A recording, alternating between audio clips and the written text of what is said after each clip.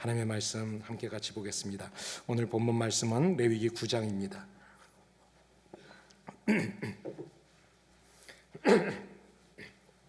레위기 9장 22절에서 24절까지 함께 찾아서 봉독하겠습니다.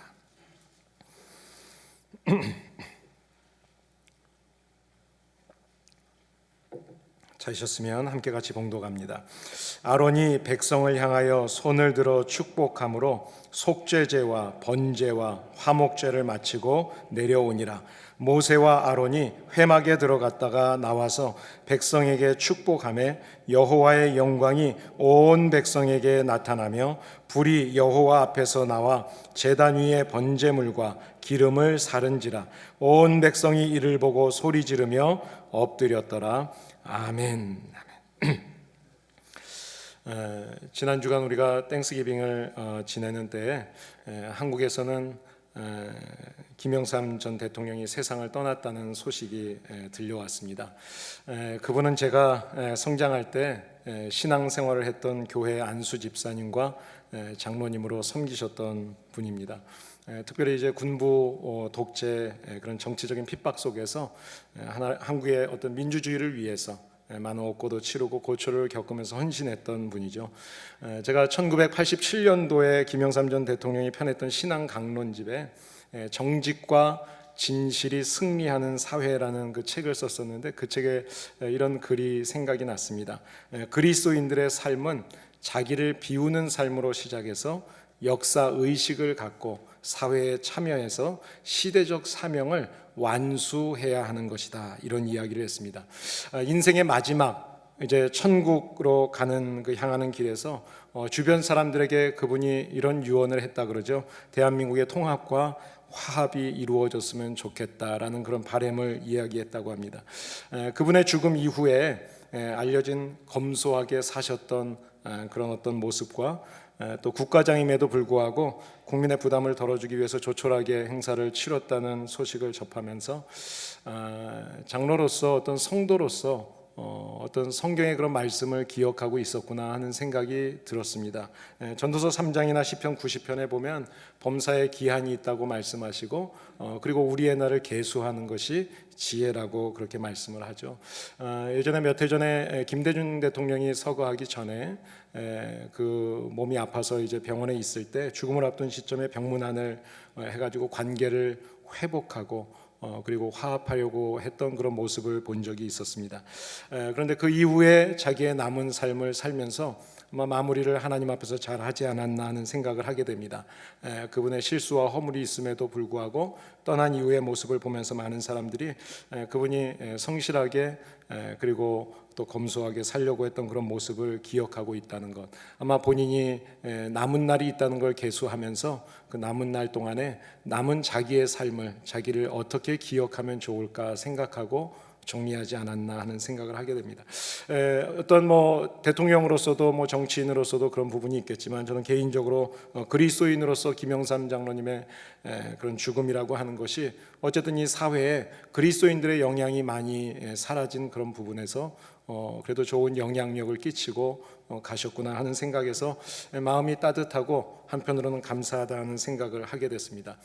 그러면서 그분이 마지막에 하려고 했던 것이 무엇인가 하는 것을 생각해 보니까 그것은 관계 회복이었구나 하는 것을 생각하게 됐습니다. 정치를 하다 보니까 적수가 많아졌고요. 어쩔 수 없이 대적하는 관계 속에 많이 있었던 분인데 결국 마지막에 그런 관계까지도 해결하려고 했던 그 노력, 그것이 마지막 우리 인생을 살아가는 우리들에게도 좋은 교훈이 된다는 생각을 하게 됐습니다. 우리 사람은 하나님이 만드실 때 관계적인 존재로 만드셨습니다. 하나님이 이 땅에서 우리 사람을 만드시고 하나님과 우리와의 관계, 나와의 관계를 시작하십니다. 그리고 하나님께서 그 아담을 보시기에 혼자 있는 것이 좋지 않아 보인다고 하셔서 창세기 2장에서 짝을 배필을 돕는 배필로 짝을 만들어 주시죠. 그리고 에덴 동산에서 하와가 바로 아담과 함께 있으면서 서로 부부간의 관계를, 인간의 관계를 갖게 하셨습니다. 이렇게 우리는 사회적으로나 어떤 정서적으로 주변 사람들과 친밀한 관계를 가지면서 그 관계를 통해서 살아가는 존재로 하나님이 만드셨다는 거죠. 그런데 뱀의 유혹에 빠짐으로 인해서 하나님과의 그 축복된 관계에 크랙이 생겼고, 그것 때문에 결국은 사람들과의 관계에도 계속되는 상처와 그리고 실망과 아픔의 그런 무너짐의 상처들을 계속 가지면서 살게 된 것입니다. 이런 아픈 관계를 어떻게 하면 회복할 수 있을까? 무엇이 필요할까? 참된 회복, 참된 어떤 관계의 화합, 이것은 어떻게 하면 이루어질 수 있을까? 사실 하나님께서 이 땅을 창조하시고 하나님과의 우리와의 관계를 만들어 주셨던 그 관계로 회복되는 것이 바로 우리의 관계의 회복의 시작입니다. 그래서 하나님은 우리의 관계를 회복해 주시기 위해서, 우리와의 관계를 해결해 주시기 위해서 하나님이 계획한 것이 바로 예수님이 친히 인간의 몸으로 이 땅으로 오시는 것이었고, 그 계획을 때가 됐을 때 이루셔서 예수님이 십자가에서 우리의 죄를 위해서 피를 흘려주시고 죽으심으로 우리의 죄가 사함을 받게 되고, 이 일로 인해서 우리는 하나님과의 관계가 회복된 것입니다. 자, 이 회복, 이것을 예표적으로 보여진 구약의 사건이 우리가 지금 창세기부터 쭉 읽으면서 오게 된 출애굽기 그리고 레위기의 상황들입니다. 이 출애굽기에서 하나님이 인간을 만들어 주시고 우리가 죄 가운데 있었지만 그 죄를 회복시켜 주시기 위해서 죄의 모습인 그 애굽으로부터 우리를 구원해서 천국으로 가는, 그 가나안 땅으로 가는 그 길을 위해서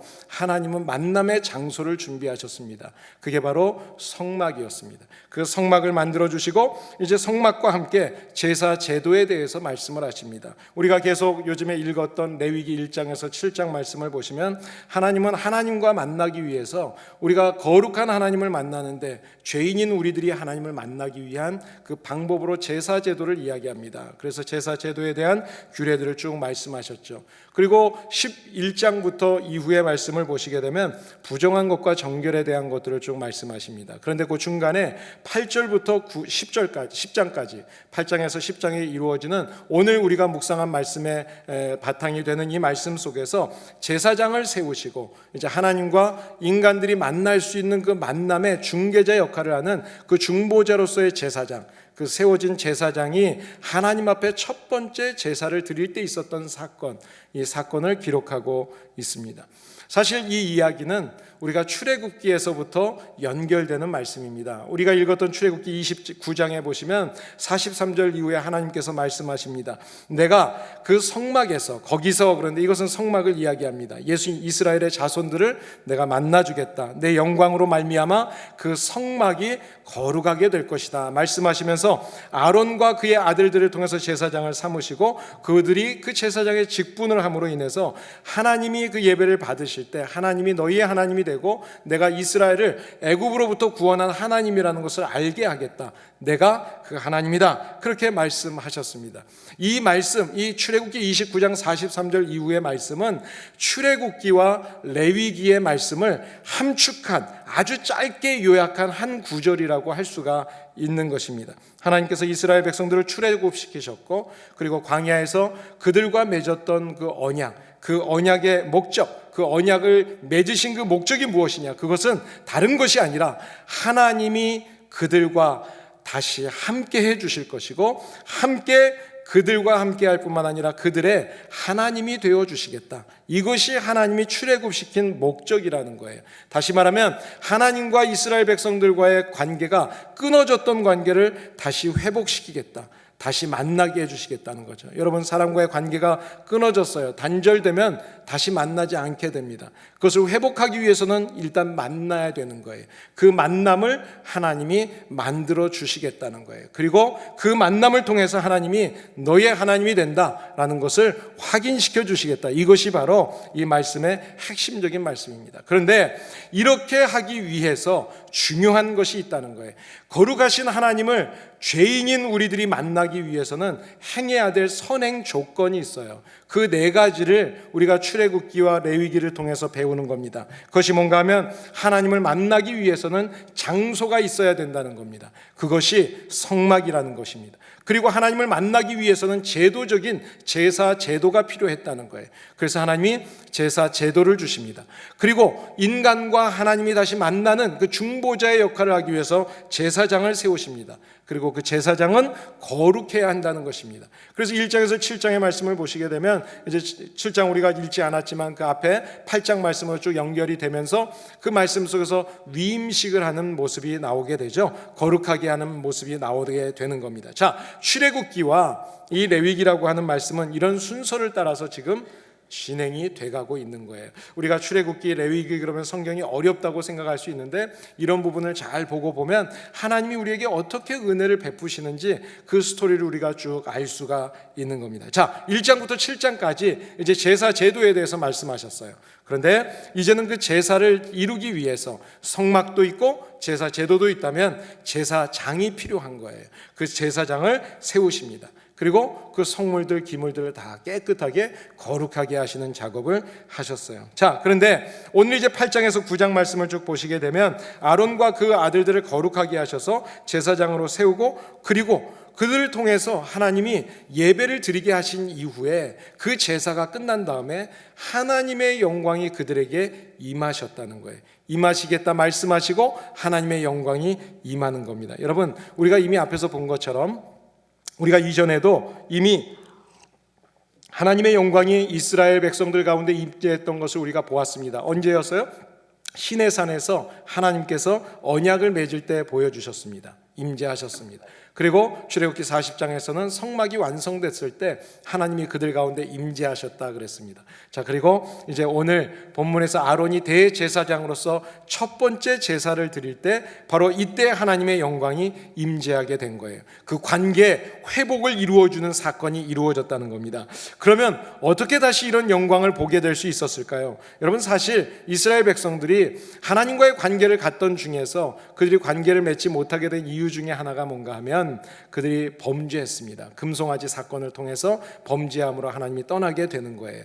자, 그런데 하나님께서 그들 가운데 다시 임재하는 이유, 그것은 모세의 중보 기도가 있었다는 겁니다. 그리고 아론과 이스라엘 백성들의 회개가 있었다는 것을 말씀합니다. 여러분, 8장 3절 이후에 보시면 하나님께서는 모세에게 온 회중이 보는 앞에서 아론과 그의 아들들을 제사장으로 세우라고 말씀하십니다. 모세는 여호와께서 자기에게 명하신 대로 아론과 그리고 그 아들들을 불러 모으고 예물을 다 준비해서 온 회중을 회막 앞에 모으는 거예요. 그리고 7일 동안 위임식을 했어요. 자, 그리고 9장 1절에 보면 이제 위임식이 끝난 다음에 이제 8일째 되는 이날에 장로들과 그리고 그 아들들, 아론과 그 아들들을 모세가 이제 부른 겁니다. 그리고 이제 첫 번째 제사를 지내요. 그런데 제사를 지낼 때 첫째는 먼저 지침을 줍니다. 2절에 보시게 되면 아론 자신을 위해서 제사를 드리라는 거예요. 먼저 내가 거룩해져야 된다. 두 번째는 백성들을 위해서 제사를 드리라는 겁니다. 그게 3절에서 4절에 나오는 겁니다. 여러분, 우리가 하나님 앞에 나와서 예배를 드릴 때 저도 그래요. 제가 말씀을 준비할 때 먼저 하나님 앞에 엎드리고 기도하고 그리고 그 말씀을 묵상하고 말씀을 하나님께서 주시는 말씀, 제게 주신 말씀을 전해요. 그래서 제가 가끔가다 말씀을 전하다 보면 좀 눈물이 날 때가 있어요. 여러분 이해해 주세요. 왜냐하면 제가 은혜 받았던 부분에서 말씀을 전하다 보면 똑같이 눈물이 또 날 때가 있어요. 하나님이 저를 회복시켜 주시는 은혜가 있기 때문에 그렇습니다. 여러분, 아론에게 먼저 내가 제사장이라면 먼저 거룩해지라는 거예요. 그리고 나서 백성들을 위해서 제사를 지내라. 그런데 오늘 여기 3절에서 중요한 말씀을 합니다. 이스라엘 자손에게 고하여 이르기를 이렇게 말씀합니다.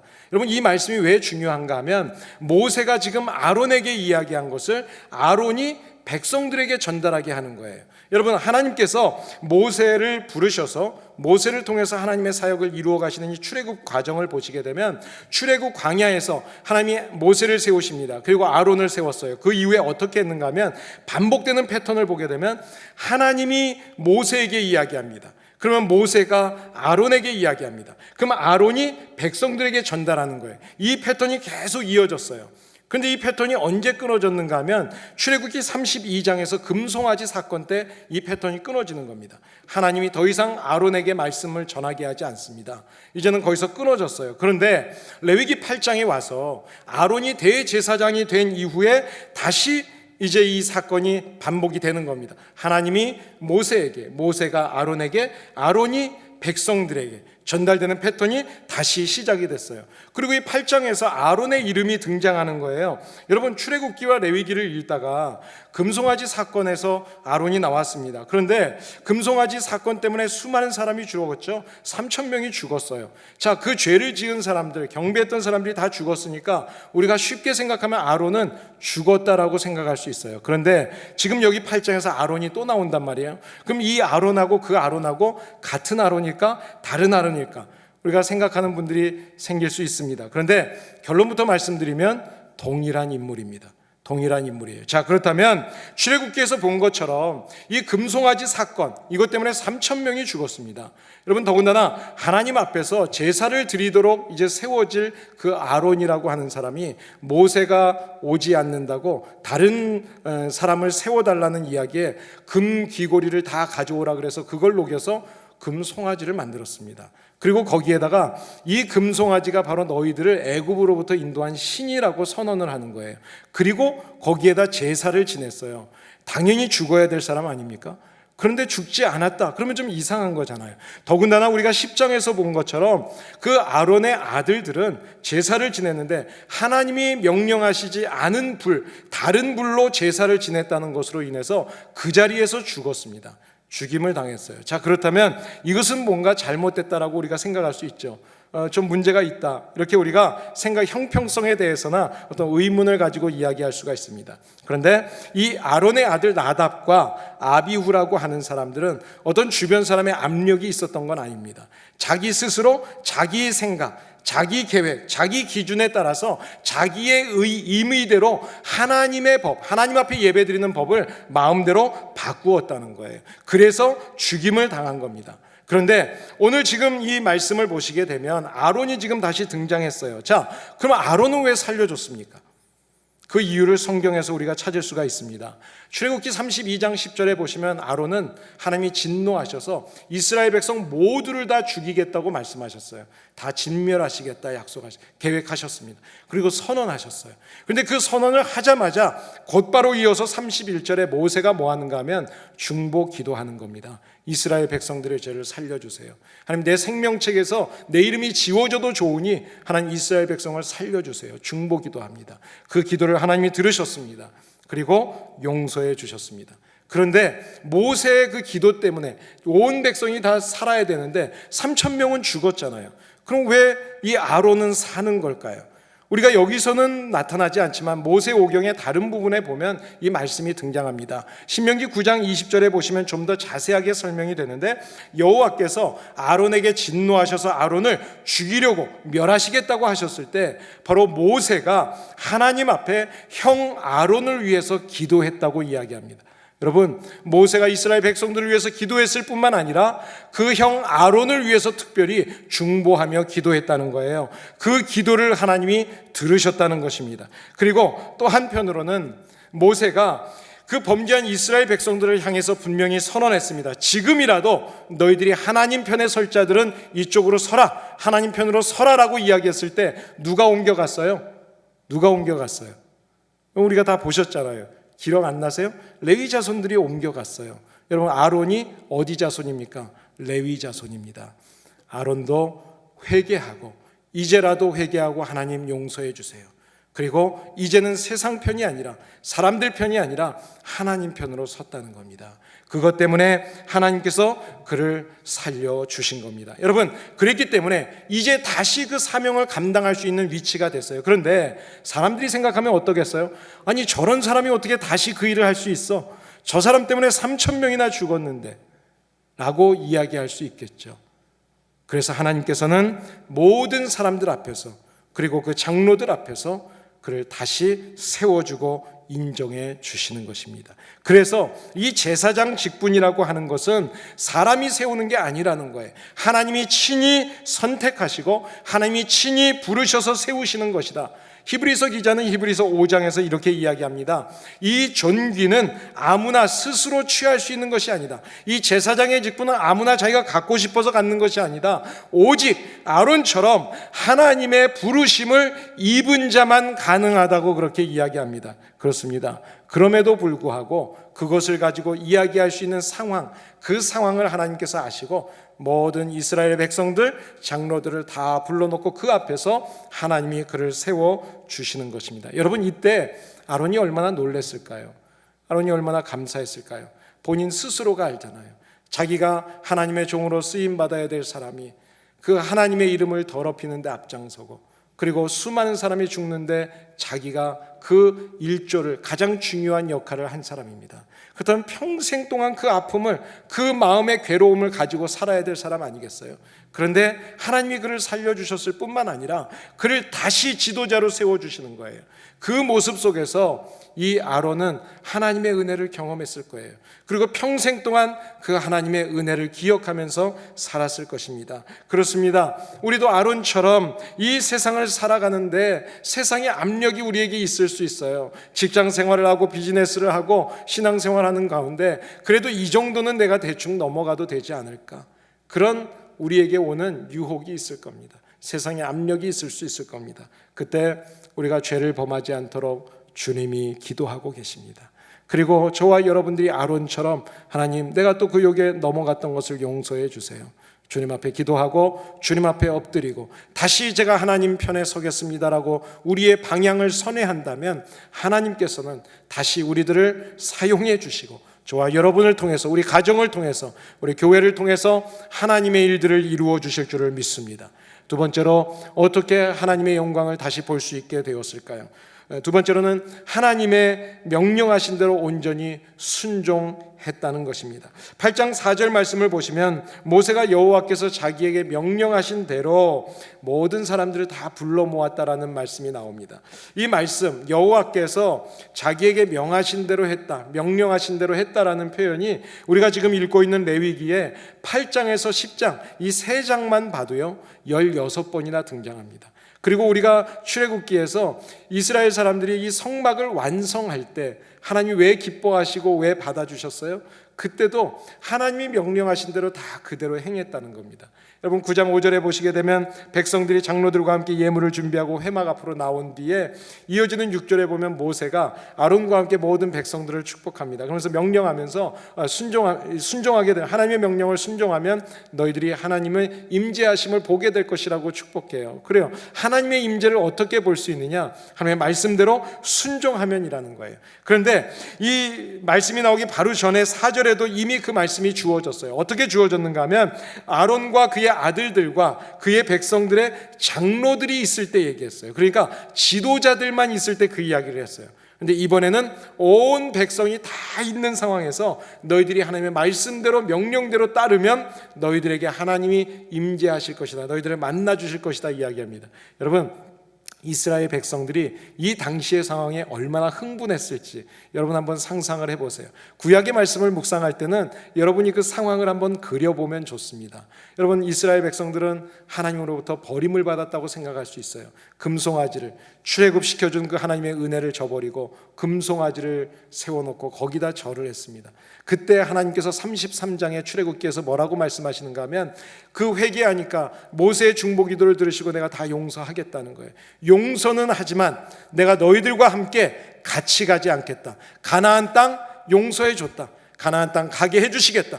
천국에 가게 해주시겠다는 거예요. 그러나 그 가는 과정 속에서 너희들과 동행하지 않겠다, 하나님이 말씀하셨어요. 그렇다면 하나님과 동행하지 않는 천국이 무슨 의미가 있겠어요? 하나님이 계시지 않는, 주님이 계시지 않는 그 가나안 땅이 무슨 의미가 있겠어요? 그분들은, 이스라엘 사람들은 그 상황 속에서 하나님이 함께 하시기를 원했습니다. 그리고 기도했습니다. 그런데 하나님이 성막에서 만나 주시겠다는 거예요. 성막을 지으라는 거예요. 그래서 얼마나 기쁜 마음으로 그 성막을 짓는데 헌신했는가 하면 우리가 본 것처럼 자기들이 가지고 있는 모든 것들을 가져와서 그 예물로 드리는데 성막을 짓기 위한 예물이 차고 넘쳐서 모세가 그만 가져오라고 할 정도였다고 성경이 분명히 말씀하죠. 주님이 다시 만나 주실 수 있다면 성막에서 만나 주신다니까. 그 은혜, 그 사랑에 감사해서 그렇게 지었어요. 그런데 하나님이 임재하신다는 거예요. 다시 이 제사가 끝나고 나면 너희들을 만나줄 거야, 하나님의 명령대로 그렇게 살아, 그 이야기를 들었을 때 얼마나 기뻤겠어요. 그러니까 그 기쁨으로 주님 앞에 나아갈 수 있게 됐다. 흥분하고 아마 기쁨 가운데 있었을 것입니다. 자, 이제는 성막이 지어졌습니다. 제사 제도에 있고 제사장도 세워졌습니다. 이제 제사를 지내기만 하면 됩니다. 이제 이 제사만 지내면 이제 이것을 통해서 하나님을 만나게 되는 거예요. 여러분 9장 7절 말씀부터 보시면 아론은 모세가 명령한 대로 모든 백성들을 모아놓고 공식적인 첫 번째 제사를 드렸습니다. 역사적이고 정말 감격적인 예배의 순간이 되었을 겁니다. 아론이 하나님의 말씀대로 자기를 위해서 먼저 제사 드렸어요. 그리고 모든 백성들을 위해서 제사를 드립니다. 그리고 하나님의 영광을 보게 되었습니다. 여러분, 누가 하나님의 영광을 볼 수 있습니까? 하나님 앞에 말씀대로 순종하는 사람이에요. 들은 것으로 끝나는 것이 아니에요. 한 귀로 듣고 한 귀로 흘려버리는 것이 아니에요. 말씀이 내게 주어지면 그 말씀을 붙잡고 살면서 이 말씀대로 살기가 힘들고 어렵지만, 감당하기 힘들지만, 그럼에도 불구하고 내가 감당하기 위해서 투쟁하고 싸우고 정말 주님 앞에 엎드리는 그런 모습, 그 헌신의 모습을 하나님은 지금도 기다리십니다. 저와 여러분들이 날마다 말씀대로 순종하는 삶을 사시기를 예수님의 이름으로 축복합니다. 마지막으로 하나님의 이름으로 축복하며 기도합니다. 이제 9장 우리가 읽었던 22절에서 아론은 모세의 명령대로 모든 제사를 다 마쳤습니다. 그리고 모세와 함께 백성들을 축복합니다. 그리고 하나님의 영광이 그곳에 임하게 되었습니다. 여러분, 하나님은 이스라엘을 향해서 말씀하실 때 하나님이 하시고자 하시는 말씀을 직접 말씀하지 않고 제사장을 대리자로 세워서 말씀하셨어요. 축복하실 때도 마찬가지입니다.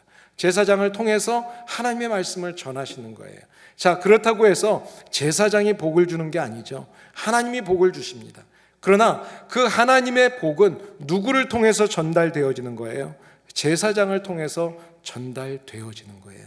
여러분, 그래서 우리 신약 시대를 살아가는 우리들은 왕같은 제사장, 성도들을 하나님이 왕같은 제사장이라고 말씀하세요. 내가 정말 어떻게 하는 것이 진짜 제사장답게, 진짜 하나님의 사람답게, 성도답게 사는 것일까요?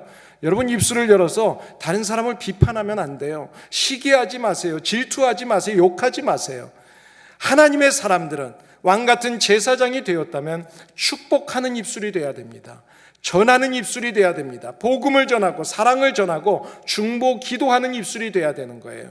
오늘 제사장을 통해서 기도하고 그리고 축복했던 것처럼 저와 여러분들이 서로를 위해서 우리 가정에서 교회 안에서 기도하시는 분들이 되시기를 바랍니다. 중보 기도할 뿐만 아니라 저와 여러분들이 서로를 위해서 축복하실 수 있기를 바랍니다. 여러분, 목회자만 축복하는 게 아니에요. 저와 여러분들이 함께 복을 빌면서 기도해 줄 수가 있어요. 아내를 위해서, 남편을 위해서, 자녀를 위해서, 성도를 위해서, 목회자를 위해서 축복하세요. 그리고 기도해 주세요. 저와 여러분들의 기도를 통해서 하나님의 영광이 이 땅에 나타나게 될 것입니다. 아론이 뭐라고 축복했을까? 저는 민수기 6장 22절에서 27절의 말씀으로 축복했을 것이라고 생각합니다. 제가 이번 크리스마스 때 여러분들에게 카드를 보낼 때 이 말씀을, 축복 말씀을 거기 적어서 보내드리려고 합니다. 이런 말씀입니다. 여호와께서 모세에게 말씀하여 이르시되 아론과 그 아들들에게 말하여 이르기를 너희는 이스라엘 자손을 위하여 이렇게 축복하여 이르되 여호와는 내게 복을 주시고 너는 너를 지키시기를 원하며 여호와는 그의 얼굴을 내게 비추사 은혜 베푸시기를 원하며 여호와는 그 얼굴을 내게로 향하여 드사 평강 주시기를 원하노라 할지니라 하라. 그들은 이같이 내 이름으로 이스라엘 백성에게 축복할지니 내가 그들에게 복을 주리라.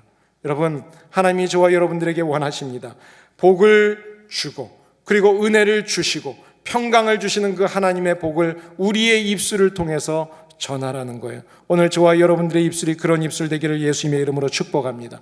오늘 그 축복의 메시지를 들은 이후에 이 하나님의 영광이 나타났어요. 그랬더니 이 하나님의 영광을, 이 불로 나타난 영광을 보면서 이 번제단 위에 재물과 기름이 막 사라졌다는 그런 표현이 나와요. 살랐다, 이 불로 사르다, 이 표현은요 먹다라는 뜻입니다. 삼키다라는 뜻입니다. 하나님이 이 번제물을 불로 태웠다는 것은, 살랐다는 것은 먹었다는 것이 아니라 이것을 상징적으로 표현하시는 겁니다. 그 재물을 기쁘게 받으셨다는 거예요. 하나님 앞에 죄를 고백하고, 그리고 하나님 앞에 감사하며 주님의 말씀대로 살고, 그리고 축복하는 인생들을 하나님께서 기뻐 받으시는 겁니다. 저와 여러분의 삶이 주님이 기뻐 받으시는 삶이 되시기를 예수님의 이름으로 축복합니다.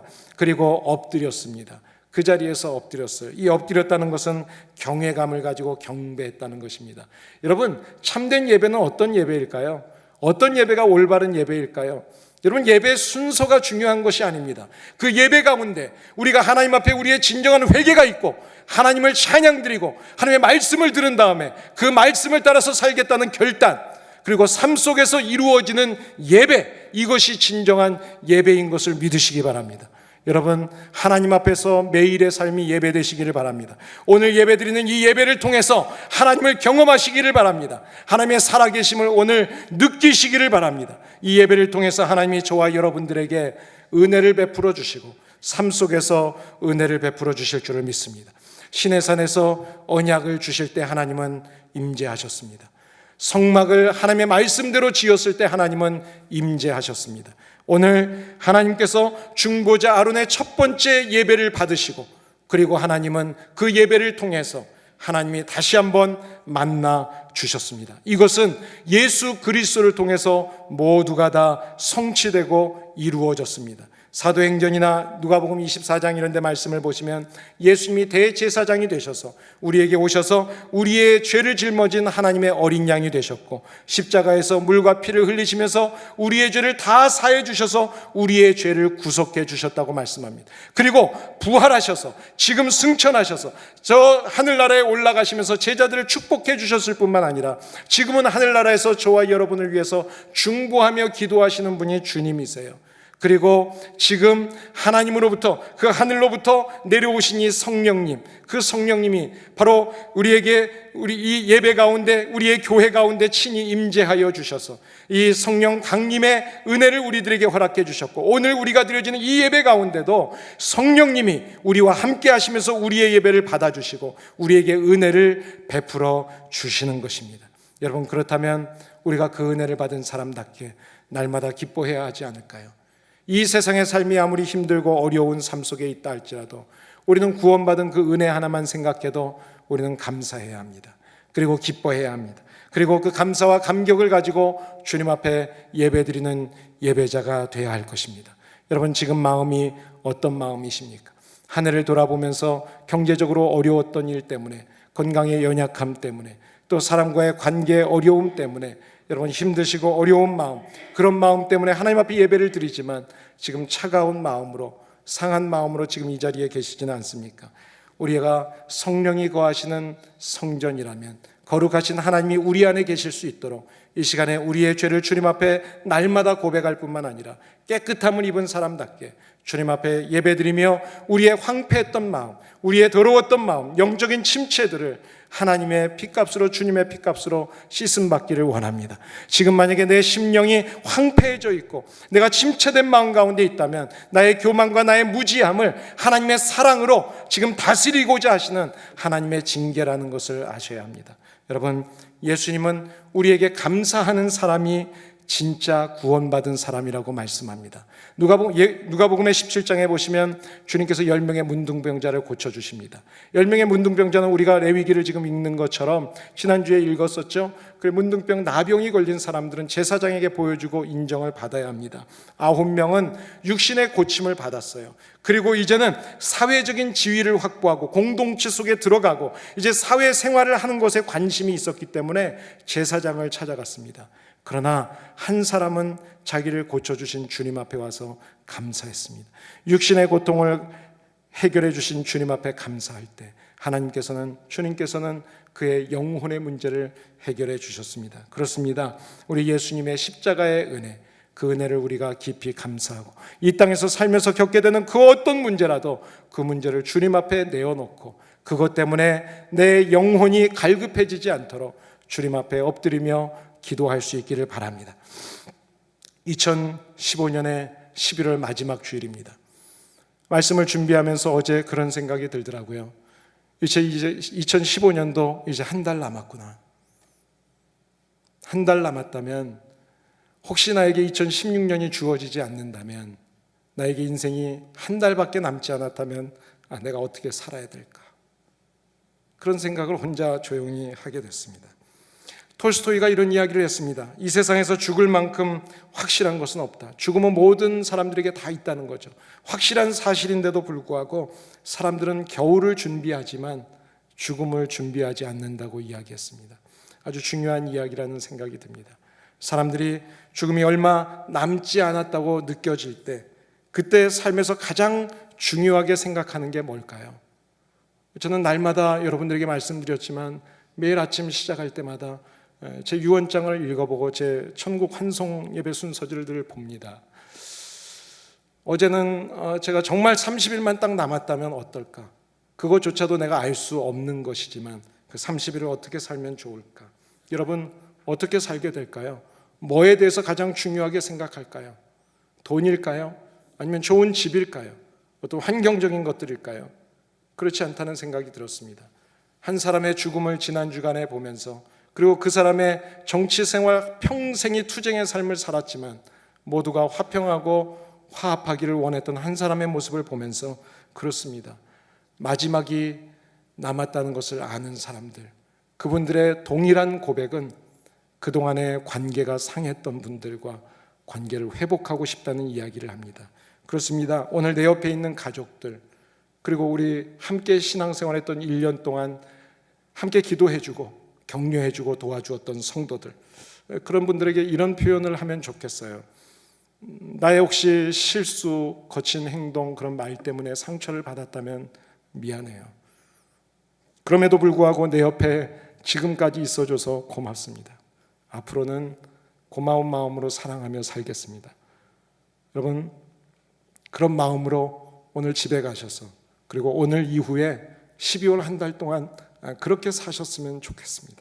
그리고 하나님이 2016년도를 우리에게 허락하신다면 하나님께 감사하면서 또다시 한번 결심하고 그렇게 살면 얼마나 좋을까 하는 생각을 합니다.